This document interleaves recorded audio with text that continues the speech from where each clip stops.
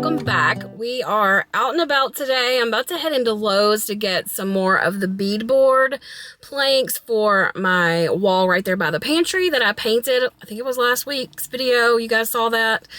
So I'm gonna get that. I still have enough accessible beige to paint that. I do got to get a couple of rollers and a new brush as well, probably. And I think that's about it. So let's go do that.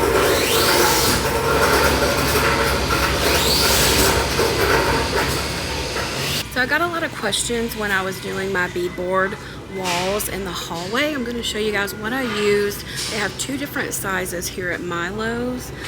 They've got an 8-foot and a 12-foot. So what I'm using is the 8-foot.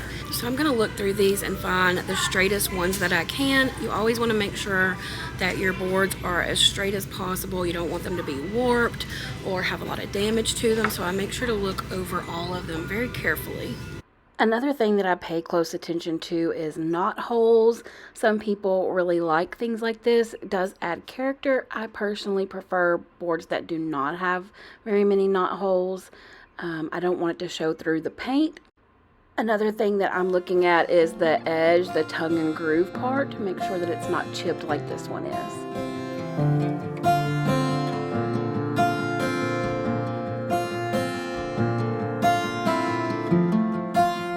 So the planks that I'm getting are about $10 each, which is going to come out to $40 for this project. There are cheaper alternatives. I'm going to show you a few. I just prefer the planks myself, but here are a couple of other options that may save you a little money. The most common option I see people choosing is this 4x8 sheet of beadboard. You can see what it looks like compared to a regular sheet of beadboard, or a plank, I guess I should say. The lines are much narrower on this one, and it's $27.98 for a 4x8 sheet. They also have a 4x8 sheet that has the wider lines. This is the one I would go with. It's much closer to what the planks looks like, as you can see, and this one is $39.48. So if you don't have a saw at home or you're afraid of power tools, you can have the nice associates here at Lowe's to cut the wood for you. I want to know how hot it is in Kentucky. Look at my upper lip. You see the sweat? I know I'm not just dewy today, y'all. Whew. It's ridiculous. There's no point putting on makeup. There's no point doing your hair because the humidity is off the charts. And yeah, we're just trying to deal with it. It's been like high 90s here and super high humidity. So I'm just like sweating buckets every time I walk out the door. Look at all them pretty white teeth. I smell Citrus Grove. Ryan, are you using my Citrus Grove? What? I like it too. Alright guys, so it is a new day. We're going to start working on this wall by the pantry today, getting this beadboard put up. I'm going to go ahead and measure the beadboard planks that I have going down the hallway because I want it to be the same height, obviously, in the kitchen. So I'm going to measure that. I'm pretty sure it was 44.5 inches. Okay, so yes, 44.5 seems to be what we were at. I'm going to go ahead and put up the 1x4 first, and then I'll measure each board. That way I know that they're level. If I go ahead and get the 1x4 level across here, then I can just measure each plank to fit there, and I know they're going to be straight. I'm not going to have to worry about the top board maybe having a gap or something like that if I start with the top board. That's how my brother did it, so that's how we're going to do it too. All right, so we're just going to go out to my dad's shop and cut these boards.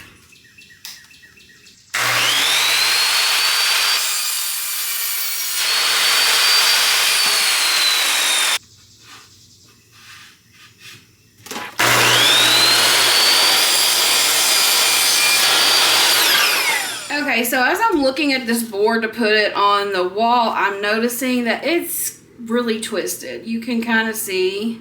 So I'm going to cut another one and I'll be right back. The previous board that I cut that was kind of wonky had been sitting here for quite a while in my wood stash that I have. And that sometimes does happen when you leave wood setting for a while. It can start to warp, so just be aware of that. That's the reason why I had to cut a new one. I had a better board that was more straight, so I went with that. Right here, I am using my level to make sure that my top board is going to be good and straight, tapping it into place. I had already put 2 nails in it, or so I thought. And when I went to put this nail in there, I realized that it was not going into the wall.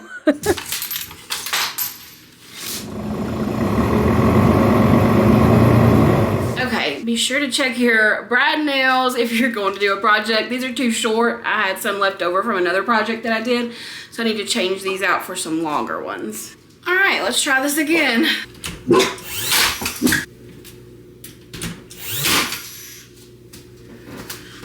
So this is a 1x4, and then on top, I'm gonna put this 1x3. It's gonna go here just like this. I feel like this just gives it a finished look. It can be a little tricky to get the brad nails in here since it's a narrower board and the brad nailer is kind of big and bulky, but it worked just fine. I got it nailed in, and now I'm just making sure that it's level.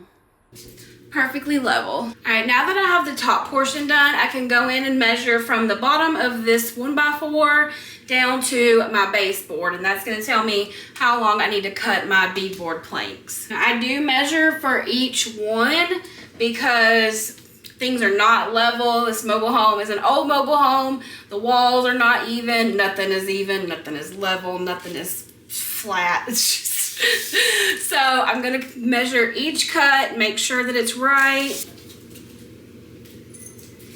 Okay, yeah, I'm exactly at 44.5 inches, and I'm gonna measure on this end as well. Okay, so yes, it is a different measurement on this end than it is on this end. Even though it's not a very big wall, it's still different heights across here. This one is, it's almost 45 down here.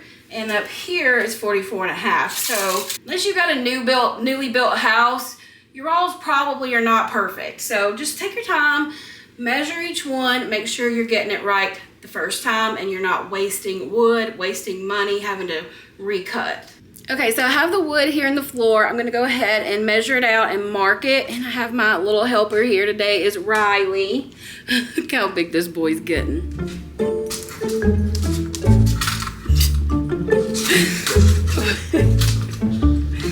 Getting anything done with Riley here is challenging because he wants to play all the time. He steals everything. Socks, yeah, he's gonna chew on them, which is fine, but like I'm trying to measure this board and I'm not getting very far. Go get it. Such a mess. You're such a mess. That took some work, but we got it done. All right, let's see if it fits. I'm always super proud if it fits on the first try. Because these boards don't have a finished edge, one edge has the groove, the other edge has the part that goes into the groove. So I don't want these edges to be on the corner here, if that makes any sense. So what I decided to do is to take a trim piece, a corner trim piece, and put over it. That's the only thing that I know to do. I know on the hallway on the other end here, my brother, I believe, ripped it down and made just a flat edge, but I don't know how to do that. So I'm going to take this trim piece that I have and I'm going to put it here. And then I think once I get it all painted, it's going to look fine. But this is the solution that I came up with. Sometimes you just have to do things the best way you know how, and it's your home. It adds character. You know that you did it yourself. It doesn't have to be perfect. At least in my home, it doesn't. Nothing is perfect. But yeah, I think it turned out great. You'll see here in a little bit.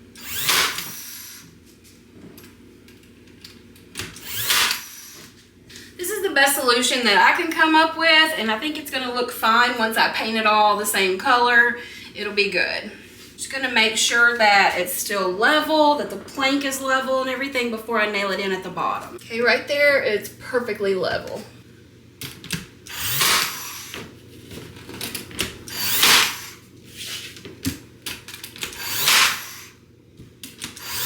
Okay, I cut the second board to be 44.5, just like the first one. It was one plank, I cut it down. And it fits perfectly. I'm gonna go ahead and measure the next spot and see if it's still the same or if it's already changing. You definitely wanna get you a rubber mallet. This works really well to kind of tap the edges to get them to go into the grooves. you use a regular hammer, you could damage the little grooves that are on the side here. So I definitely wouldn't do that. One thing about the rubber mallet is it does leave some black marks on the wall. You could avoid that maybe by using a cloth or something and putting it between the board and the mallet. It might keep it from doing that.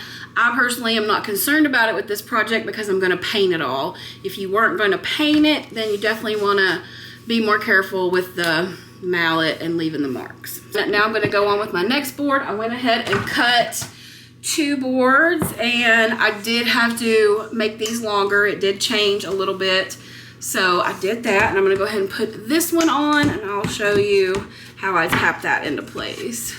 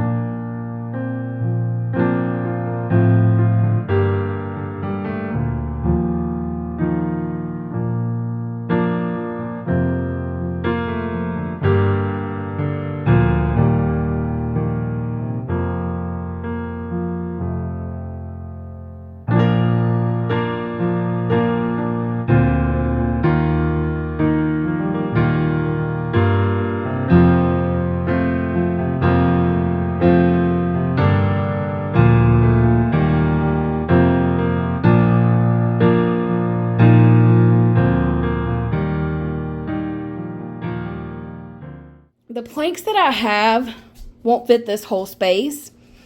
So what I'm going to do is have my brother help me with this because we're going to have to probably cut one down. I'm really torn between the plates and the wallpaper because I think the wallpaper would look really pretty there. I can see maybe a floral wallpaper up there. So this is the plate that I thrifted, and here's what, like, planning on putting different plates up here.